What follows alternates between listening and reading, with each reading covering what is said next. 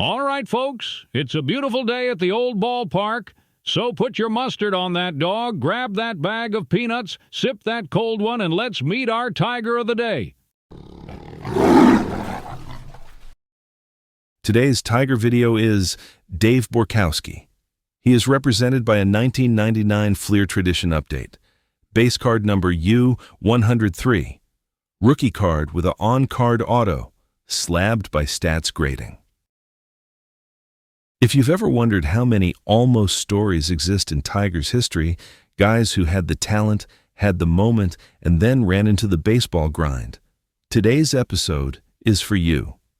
This is Dave Borkowski, a Detroit-born pitcher drafted by the Tigers, a guy who literally threw a no-hitter in the Tiger system and who reached the majors with a debut that looked like a breakout before injuries and inconsistency changed the direction of his career.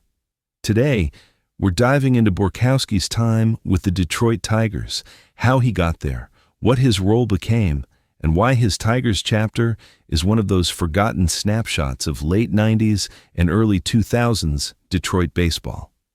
Dave Borkowski's story starts with a homegrown angle. Born in Detroit, drafted by Detroit, and developed in Detroit's farm system. And in the minors, he wasn't just a guy filling innings. He had real highlights, like tossing a no-hitter in 1997 for West Michigan. That's the type of moment that sticks with a player. You don't accidentally no-hit a team. It's command, confidence, and a little bit of baseball magic all at once. Fast forward to the summer of 1999.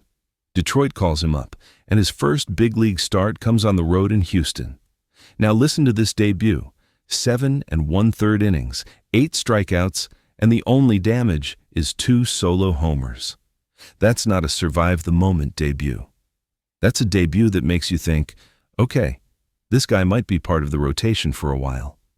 In 1999, Borkowski's usage shows a team trying to find the right fit. He appears in 17 games and makes 12 starts, but he also gets bullpen work mixed in. That was the era for a lot of young pitchers, especially on teams searching for stability, where your role could change quickly depending on health, matchups, and roster needs. The results were uneven. He finishes 1-6 with a 6.10 ERA that year. But the context matters. Young pitcher, tough assignments, and a Tigers club that was still trying to find solid footing. Then, 2,000 hits. And it's a rough turn. He makes only 2 major league appearances and deals with an elbow issue that required surgery to remove bone chips. That's one of those phrases that instantly changes a pitcher's timeline. You can't build momentum when your arm is forcing the calendar to stop. In 2001, Borkowski returns to Detroit mostly as a reliever, 15 appearances, no starts. And here's what's interesting. In stretches, he was effective. The team notes that he held opponents down in most of his outings, but the season also included a couple of blow-up games, and those can balloon numbers fast when you're working in relief. Then the shoulder becomes the next hurdle, a right shoulder strain, and later, arthroscopic surgery. That's the hard truth for pitchers. The margin is thin.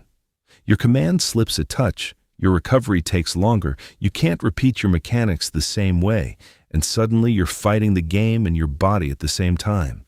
So if you put the Tigers' years together, 1999 through 2001, Borkowski's Detroit MLB totals come out to 34 games, 13 starts, and 111 2/3 innings.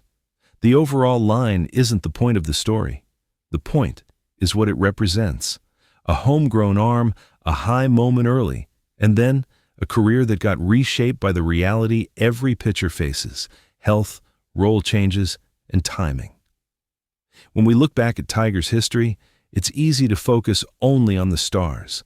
But the fabric of every era is built on guys like this.